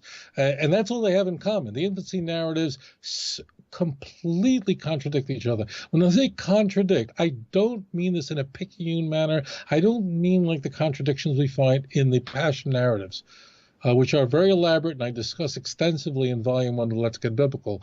This is just two different stories, and they're not compatible with each other. The point is that whoever wrote the book of Matthew, it's not that he worked hard, because it's almost certain that Matthew was, whoever wrote this book, he doesn't identify who he was, whoever wrote what we call the book of Matthew was collating information. We know he was taking almost the entire book of Mark. We know he was taking another source that's been lost, we now call Q, incorporating that. And then he's taking oral information in his community, and I said his because women in the first century were almost certainly illiterate. So you can be virtually certain that all the writers were men. And he was a highly literate Greek-speaking Christian, and he coalesces all traditions that had developed in his area. It augments Mark somewhat, because Mark does have some awkward expressions, and he's going to adjust Mark slightly. And Matthew is going to then put together what we have now as the first gospel, and we have this infancy narrative where Jesus' family is from the city of Bethlehem. Jesus is born in Bethlehem, not in a barn, not in a manger. He's born home, okay? And then the family, now what Matthew has to do is, he's got a problem. Everybody knows that Jesus is from Nazareth. No one knows anything about Bethlehem. So he's got to figure out a way to get the family and Jesus to Nazareth. How does he do that? He wants him born in Bethlehem. Why? Because he wants Jesus to be born in the city that King David was born in. He's going to rip a passage of Micah chapter 5, verse 1 or verse 2 in the Christian Bible, corresponding to Matthew 2, verse 6. I can't go to now, it's beyond the scope of this show. You go on YouTube, well, I have many shows on this. But the point is that Matthew has a problem. The problem tells me that this is a real person from Nazareth, born in Nazareth and was from Nazareth. But he's got to figure out a creative way to get Jesus to be born in Bethlehem. So, he needs to get Jesus to be born and be born in Bethlehem. And what he does is that the family, in fact, is a family from Bethlehem. And then what happens is ultimately Herod the Great becomes aware that the king of the Jews, the Messiah, is born in Bethlehem, and the family has to run for their lives to Egypt, which was beyond the jurisdiction of Herod the Great, and they remain there until the death of Herod. But then when it's time to return home, they want to go back to Bethlehem. Why go anywhere else? And this is where Matthew's infancy narrative gets interesting. And that is an angel appears to Joseph and tells him, you can't go home. Why? Because, I'm paraphrasing, because Herod's son, Herod Archelaus, was a psychopath, and he was. He was crazier than his father, and his father was very crazy, and Herod Archelaus was a nut job. In fact, he was such a nut job, he was so violent that ultimately the Romans removed him from power, and he was over Judea. Now, to be that crazy that the Romans say you're too big of a nut job for us, that tells you who he was. So the Christian Bible is using historical, just like Shakespeare used historical, Henry VIII, or whether you go to a Connecticut Yankee in King Arthur's court. They're using historical figures and so on, personalities. So he has the family go down to Egypt and remains there, and they can't go back to Judea, which is where Bethlehem is. For those who don't know this, Bethlehem is almost directly south of Jerusalem. By car, it's 10 minutes. By walk, it's a day. It's very close.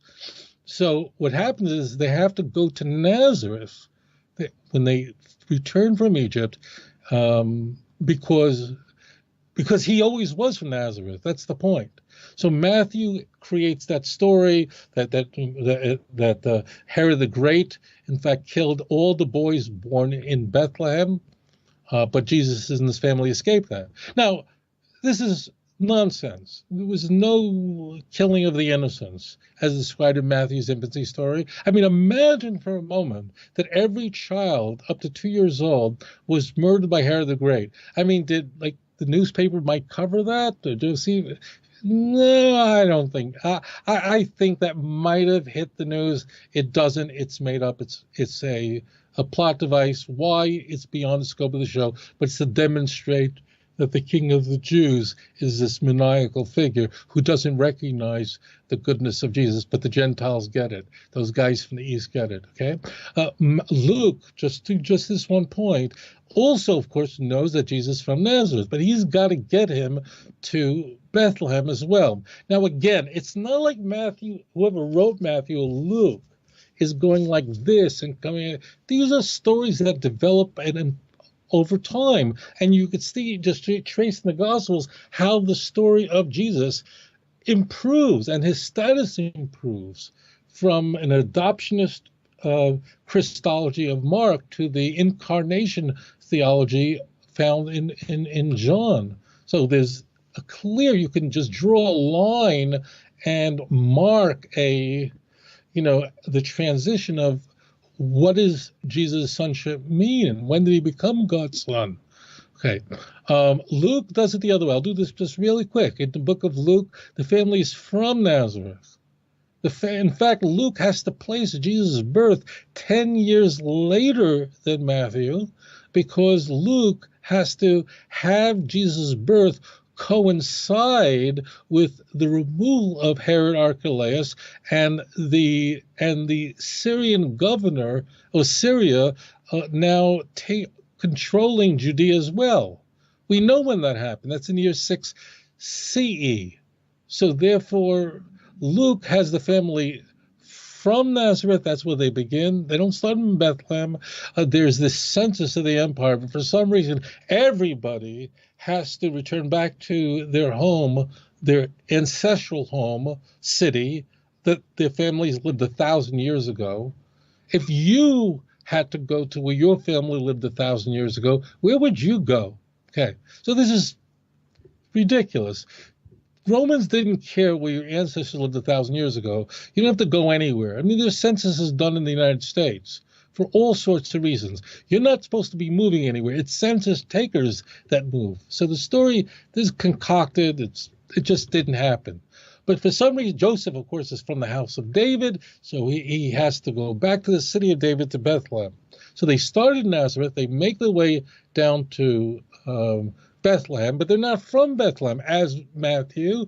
And they go, is Is there a inn, a La Quinta, a Hotel 8, what something? There's no room at the inn. That's a totally opposite story of Matthew. Why would you need an inn if you're from Bethlehem? So ultimately, Jesus is born in a barn, in a manger, where horses eat from, and where barn animals feed from. And then after his birth, so there's no Egypt in Luke's story. In fact, it doesn't work that way in Luke's story. After 30 days, 30 days, not from the time Herod the Great dies, and then you have Herod Archelaus until he goes. That was a huge amount of time. After 1 month, the family then leaves Bethlehem. They will go north to Jerusalem, where they stop. Again, Jerusalem and Bethlehem are very close to each other. They're both in Judea, meaning the tribe of Judah, south of Jerusalem. And Mary then brings the requisite sacrifice for having a child, and then the family returns to Nazareth, where they were originally from, and that's where he's raised. And in fact, in Luke, we have the only story of Jesus's youth, where the family visits Jerusalem when he was a kid.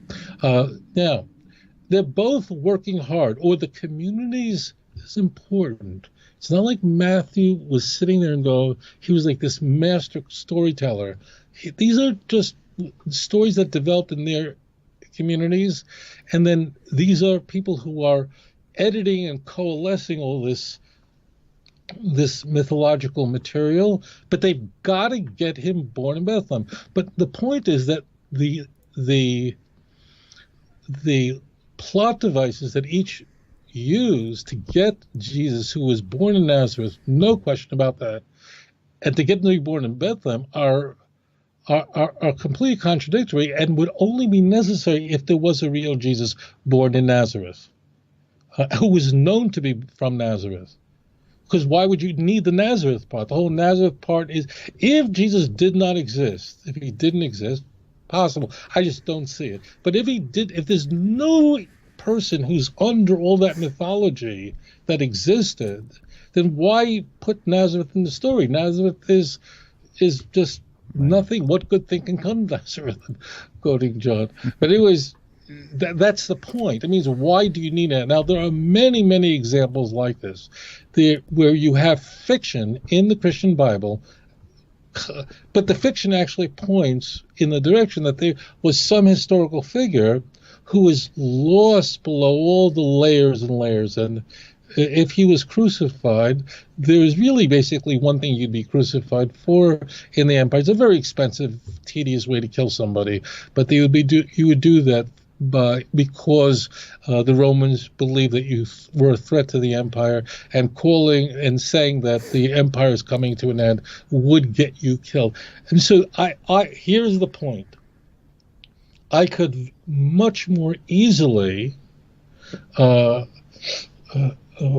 assemble a brief story about what was probably the historical Jesus like that would comport well with the first third of the first century, far better than if he didn't exist.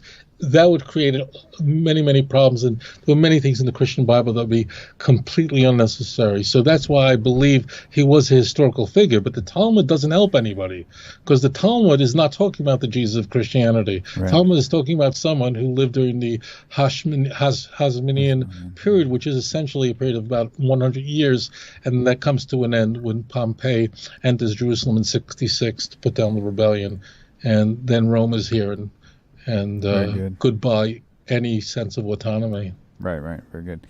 Amazon.com is where you can find Rabbi's books, 2-volume sets. You can also find a few other things there. I think I'm hearing a slight echo. I don't know why.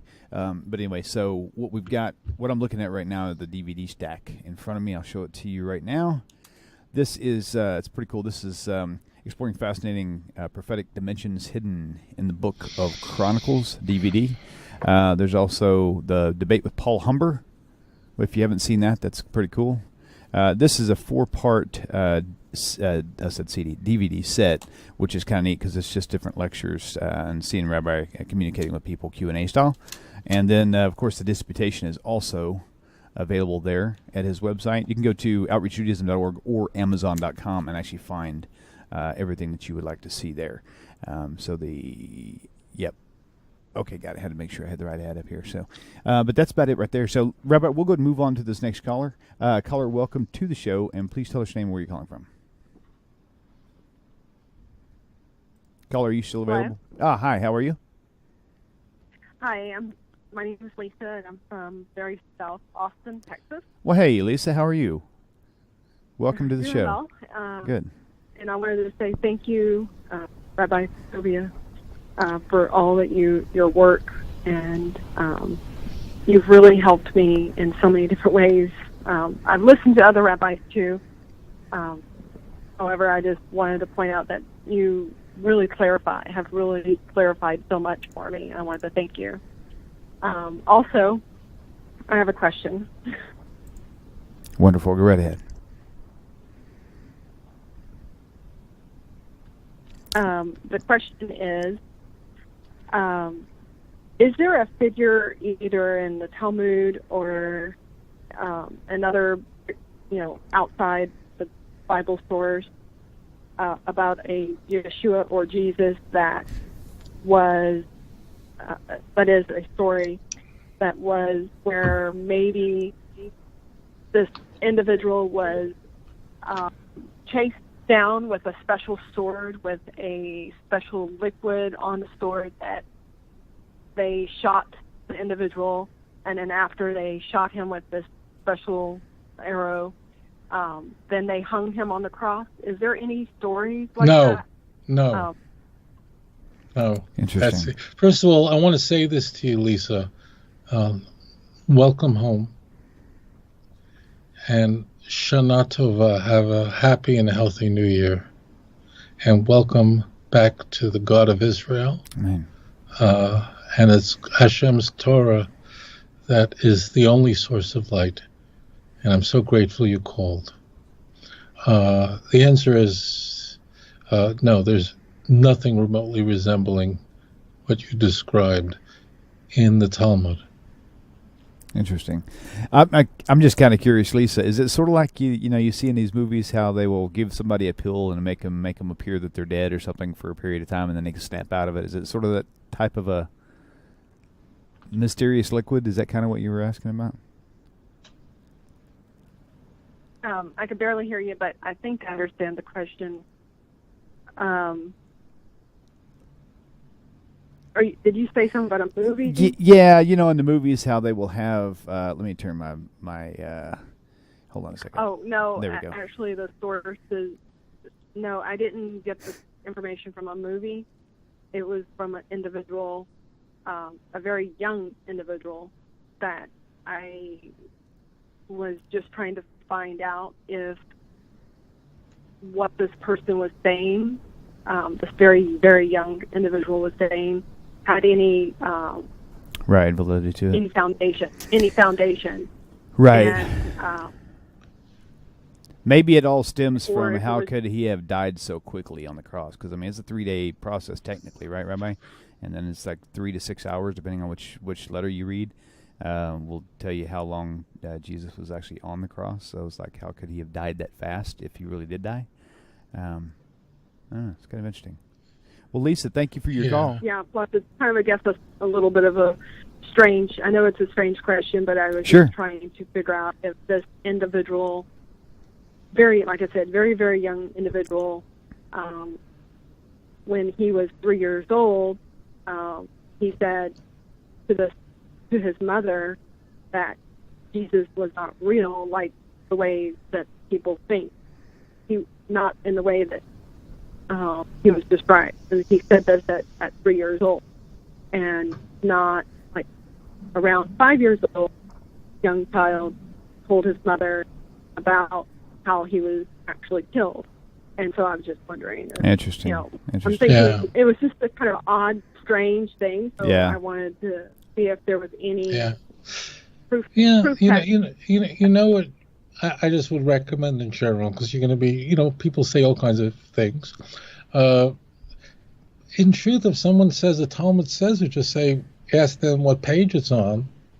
And that, even though it would be virtually impossible for you to, if you read an English translation of Talmud, to understand really what's going on, because the Talmud is just written in a very cryptic way where basic thoughts are missing. I can't go into why this is and so on, but that's what makes the Talmud very difficult to understand. But you'll at least be able to see something like that. So today you can go online and the English translation of the Talmud's available. Just say what page and just read it. Right. And you won't find it. That's why I say to people, I don't have like secret sources. I just look it up for yourself. So, but I appreciate your question. No, that didn't exist. As far as that didn't exist. Thank you, Lisa. There we go. I think she may have already hung up. Very good. Okay, so that was quick enough. Okay, so here's a question for you that was posed. There's two questions, and I'll let you pick which one you want to answer, because neither one of them were live calls, but they were questions that I found through messaging and things like that. One of them was we did discuss at some point, probably a year and a half ago or so. There's supposedly other records of earlier writings in the Bible where it documents a flood under a different name, not Noah. So does that have any way of disproving the Bible, or is that more, if anything else, more just confirms that the actual flood existed, but the claim is that the story was hijacked? That was one question. That's a great question. Okay. Well, let's just go with that one then. That's a great question. Okay. Yeah, I hear it all the time. Okay, good. And I confess that I'm baffled by why people. First, let's state the fact.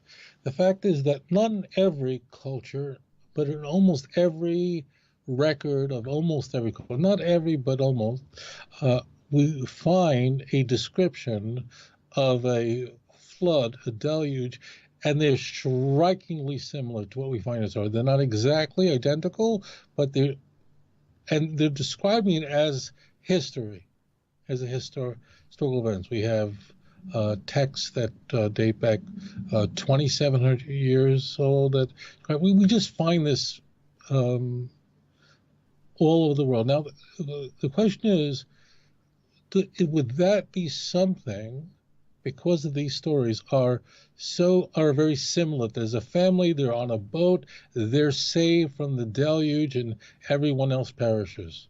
Okay, so the animals are brought on the boat. They vary somewhat, but it's obvious that. Now, think for a moment. Think.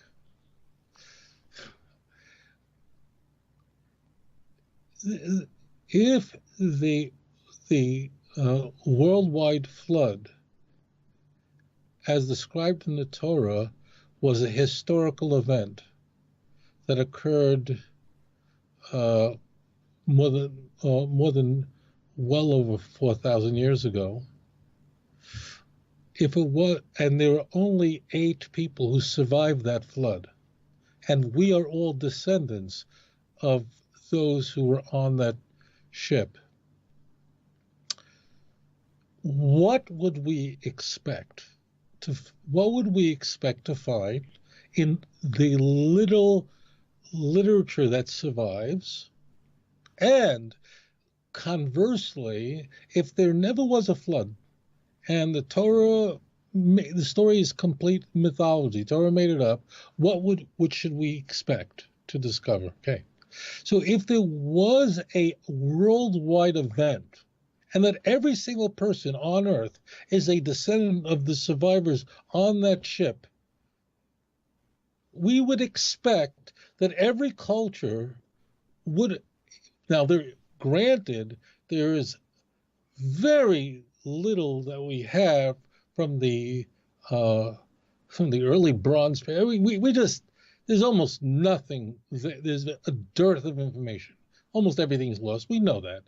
But what we would expect is like take an event like 9/11, which wasn't a worldwide event, but in a sense it was, because everyone witnessed it. When I say witnessed it, they saw it on TV, right?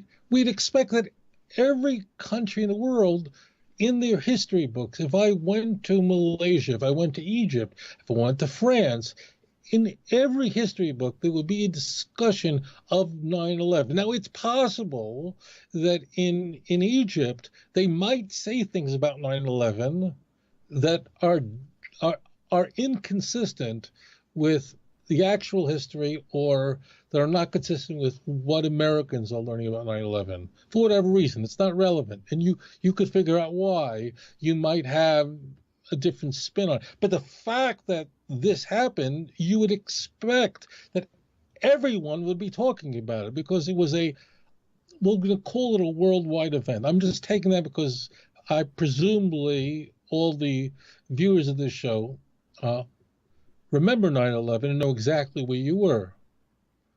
Strangely, I was supposed to be on a flight that day out of Newark. But the key point is that the fact that we find a description of a worldwide flood, and that a family of piety, of notoriety, were saved on the flood, from this flood, by because they were on the ship with the animals who they saved, is found in almost every culture, that because it happened. Granted that in North Korea, in the textbooks in North Korea, it might be presented differently. Granted, in Libyan textbooks, it might be presented differently. But this basic story, the basic outline is there. Planes are flying into a building, 2 giant buildings, and they collapse and thousands of people are killed. Okay? So therefore, there are things I just don't get. That is what we find. There's all over the world. There's nothing older than 4,500 years old. That means we don't have any written record that's older than the event. That would be a problem. We have nothing like that. So everything is after the event described in the Torah. And they're all describing the same thing. And of course, they're getting some key points wrong, because these are not divinely inspired works, and whatever, people had spins and so on. And as you play the game telephone, that's what happens. The Torah was preserved because Hashem gave the Torah, and it had to be preserved. If Hashem didn't preserve the Torah, we wouldn't know what God wants from us. So of course He did that, and we have that Torah. So therefore, the fact that we see a description of a flood, whether it's Syrian texts that are 2,700 years old or other texts everywhere, is precisely what we would expect to find if it was a historical event. If it never happened, and the Jews of my great-great-grandparents, going back 3,000 years ago, invented the story, then we would only find it in Torah, and no one else would be talking about it because it never happened, right? So it's really like 9/11. Of course, there are details differently, and who did it, and were the Jews behind it, or the Jews flew the planes, and it really, yes, you'll have those kind of variances, it's deliberate or otherwise, but the basic gist of the story is you're going to find in literature in every single country in the world. Because the whole world knew about it. It happened that horrible early Tuesday morning that that I don't know why. This is like what people, like, brains fall out of their head. I'm sorry if I know people are going to hate me for this, but I really sometimes people go, oh, but we find in this story in Gilgamesh and so on, and I'm going, well, that point to the fact that that they're all describing an event. This wasn't like a conspiracy that the Jews sat down with them and we all conspired to make this up. So the fact that we find a description of a worldwide flood and a family that survives on a ship, described in so many cultures in the world that point to the fact that they're all describing a very real event. We are all descendants of them. And the game telephone is played. We have a Torah that gives us the details directly from God. Of course, if a person has faith in Torah, they believe that. It's fine. But why is this the problem? This is not a problem. This supports the fact that this worldwide flood is a historical event. I can't understand how intelligent people mess this up. It just blows my mind away. Mm-hmm.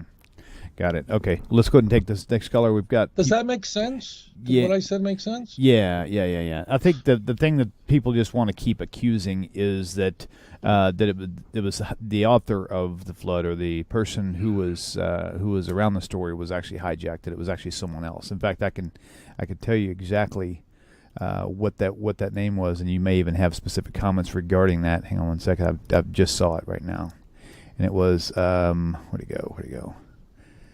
I'll tag you in it. You could look at it later. But anyway, all right. So it's pretty interesting. Got a little cute little video and stuff there. So, okay. Well, we'll go ahead and take this next caller. Caller, welcome to the show. Please tell us your name. Where are you calling from? Hello, my name's Guy. I'm in Tennessee. Hello, Guy. Welcome to the show. What's the question for Rabbi? Yeah, my question. I'm as far as I'm trying to understand the rabbinical calendar. My wife and I are in the process of converting. But for instance, as far as I can tell, the calculating the calendar is done according to the sighting of the moon, or it was, and then when there wasn't enough, when they weren't able to sight the moon, they developed the calendar as far as I can understand, so that they could still keep the feasts. How is that taken care of now in instances where it doesn't fall on the same times, where the moon is sighted after the calendar says that the beginning of the month would be? So, in other words, and this is something that I've experienced. That last part is where I lost. Go ahead. Well, as an ex-Messianic, one thing they love to do, they love to point out whenever the calendar did not fit when the actual new moon, when they actually saw the new moon, it's like the calendar was like a day earlier or a day later, and they would like go to town with that and really just trash Judaism because they're following all these rabbinical rules instead of the actual sighting of the moon. I think there's something connected there. That's not mine at all. I just wanted to understand, like I said. Okay, cool. What's your question? I apologize. I find myself sometimes answering the wrong thing. What is exactly your question? Is the modern calendar, the Jewish calendar, what is it based on, and why is it not based on a testimony in a court, in a Beth Din? Is that your question? All right, I understand. So basically, is your question is let me rephrase that. Why is the sighting of the moon not being confirmed by a Beis Din or by the courts? Why is it just on a schedule? Or are you just asking how do they do it? Is that your only question? Is how do you do the mooning? No, the reason why was the basics. Yeah, the reason why. Okay, so why do they use a calendar rather than an actual sighting of the moon? Yeah, that was the question. Okay, great, perfect. Thank you for calling in. Shalom, shalom. Okay, so why is that? Thank you. Yeah, take it All away. right. So a few aspects that must be stated, a few points that must be just from the outset. The Jewish calendar is the most accurate calendar in the world.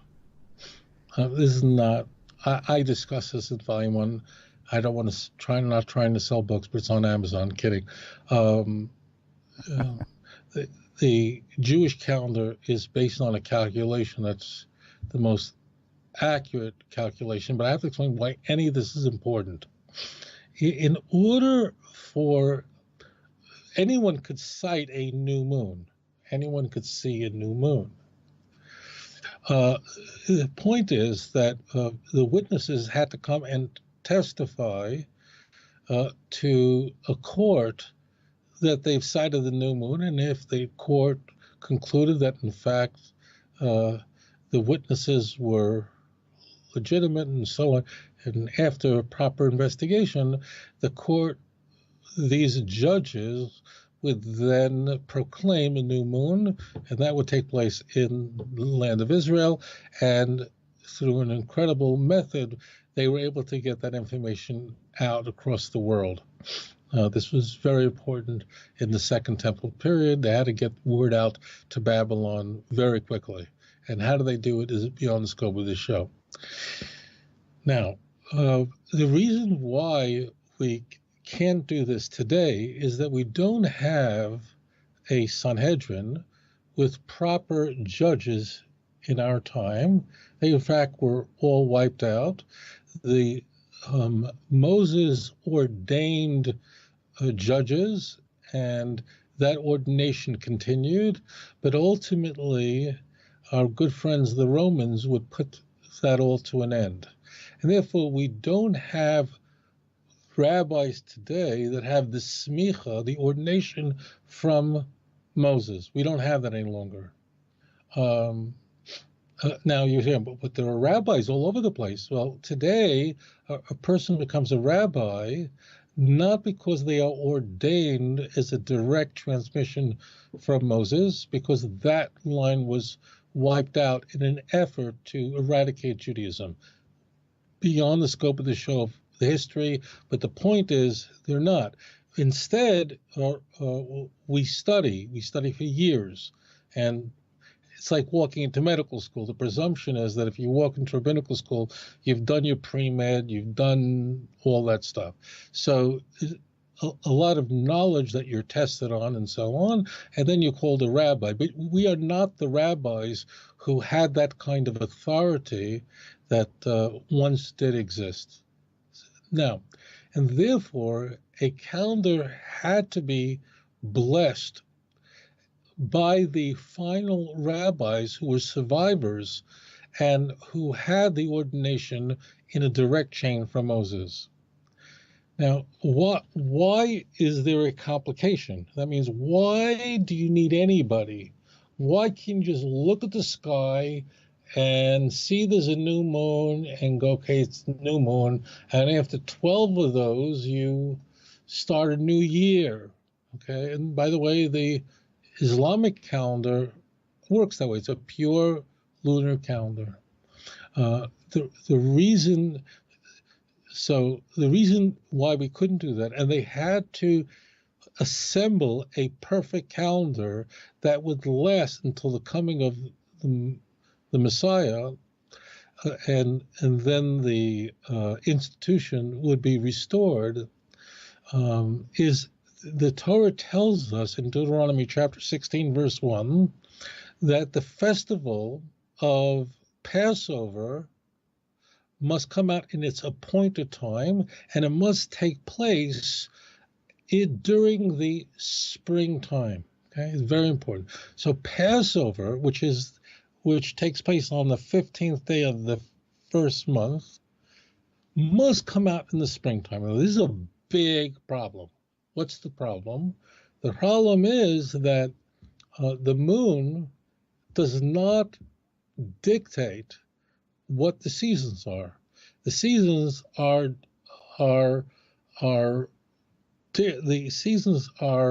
dictated by the sun, not the moon.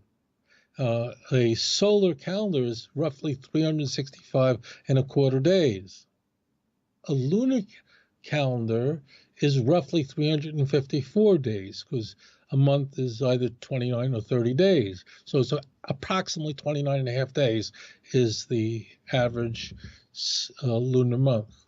Okay, so the problem is that if Passover came out April 15th, in the northern hemisphere, meaning in the land of Israel, April 15th this year, then the next year it would come out what? We'd lose 11 days. So it would come out on April 4th.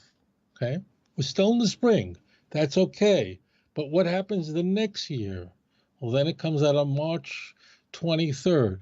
You know what's going to happen the next year. You've hit the winter.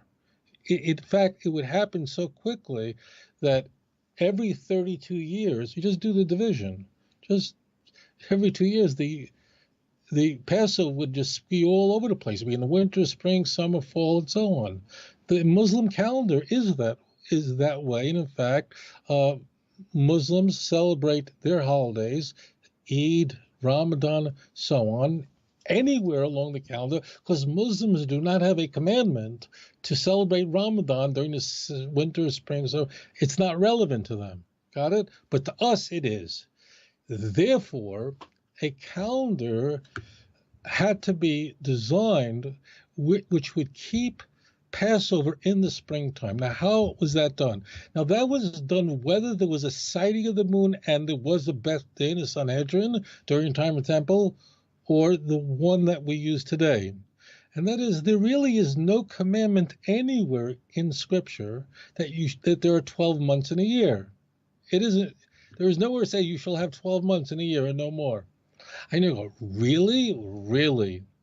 So a month had to be added in at some points in order to get the lunar calendar to conform with the solar calendar.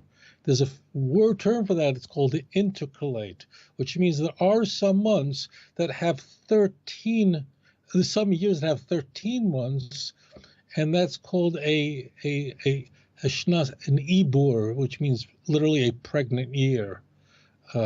Meaning there's two Adars. There's Adar 1 and Adar 2. How often do you add in that extra month? I mean, because the month is 30 days. Now you're going way too forward. So the Talmud gives us the calculation that we have directly. This is the oral Torah directly from Moses. And because the information you would need, the requisite information that would be necessary in order to bless a calendar that would continue, and Passover always came out in the spring, and how to be perfect, you needed to know the precise length of a lunar month. Now, the length of a lunar month is 29.5 days on average, but it's not exactly 29.5 days. So the Gemara tells us, the Talmud says this, the Gemara in Rosh Hashanah, folio 25 on the front side, meaning A, so Rosh Hashanah Chaf Hey Yom Aleph, we are told that exactly the length of a lunar month. So then we can know how to intercalate that extra month, and it always works out perfectly. And if you want the numbers, it's fine. The precise, and it is on this basis that the calendar we use today was formed. The exact length of a lunar month, according to the oral Torah, if we're wrong about this and the oral Torah is not from God, if we're right about this is amazing, and we'll write about it.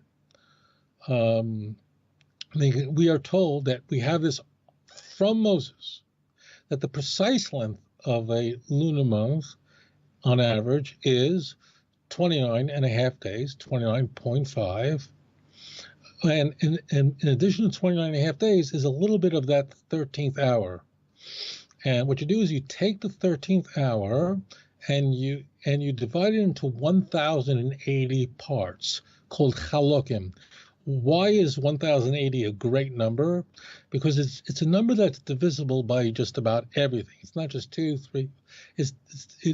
So of the 13th hour, you divide it into 1,080 parts, and then of that, it's 796 over 1,080.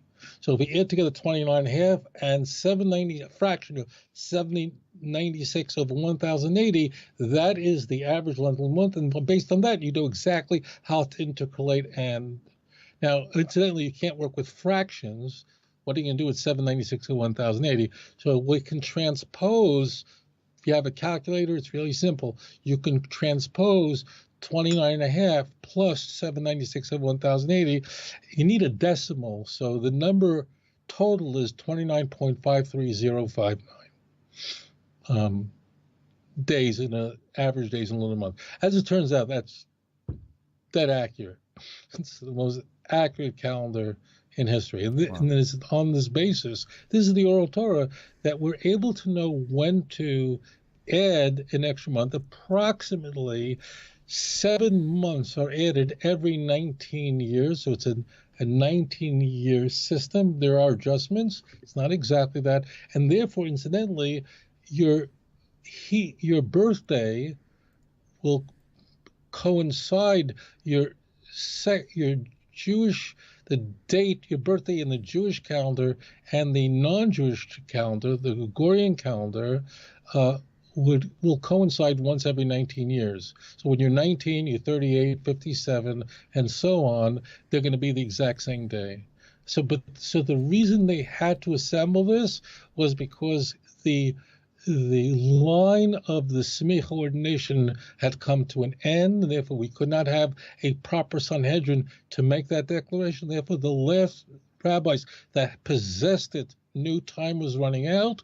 They created the calendar, they blessed it, and they blessed it from that point, going back to the 4th century and to today. Passover always comes out in the spring. It's a precise, perfect calendar, and the reason is that the information comes from the God of Abraham, Isaac, and Jacob. If you look up, go to Britannic Encyclopedia, and look, NASA's already sent satellites able to measure. They know the number that the Jews have is correct. Our calendar is perfect. Passover always comes out in the springtime, but we can no longer recreate that because we can no longer make this determination by rabbis who had the chain of ordination directly from Moses. And that's the basis of the Jewish calendar. The Jewish calendar, therefore, is the basis is lunar, that's the moon, but it also is a lunar solar calendar, and that's how essentially it was done. Sweet. All right, well, cool. Well, it's been a very informative show as usual, Rabbi. And I just want to remind all the people out there, if y'all are wanting to join Rabbi and I on the Walk the Tanakh Talk Israel tour, I'll put you up a screen right now. Go to the Facebook page. You'll see that there. If you just look up Tanakh Talk, you'll see there is a page set up for this, and also the website is on your screen, besttour.org, and that's coming up in April of 2018. And then, in fact, if you click on it, this is the actual website here. Let me get rid of this other screen so you can see it better. And so it'll just kind of give you all the information and give you a place where you can start do your payments or whatever. I'm not even sure how all this works myself, but that's where it's at. So, Rabbi, do you have any comments on the tour that we'll be taking? Oh, I will say this: if the reason you want to go to Israel is to snorkel or to hang out at the beach in Tel Aviv, this is not the tour for you.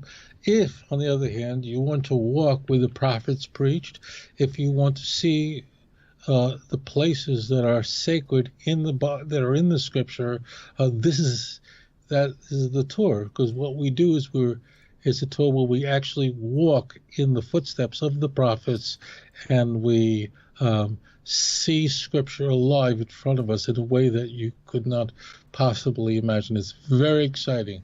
It's a biblical tour, and each evening on the tour, we've been doing this for a number of years now, we almost every evening we'll all get together and study the Bible together. So we do this Bible class together like we're doing here, but we're all live together studying Torah. And then during the day we're seeing Torah, and that's so exciting. So and it's very, very special. That's awesome. Sure, I'm looking forward to it myself, no doubt about that. So hopefully you guys will be too. So, well, until next week, same time, same place. Like I said, with Rabbi's show, we'll try to keep it up every week as much as possible. So looking forward to our next show, Rabbi. Thank you all for tuning in. Appreciate your dedication, and we'll love to see you guys soon. Take care. Shalom, shalom.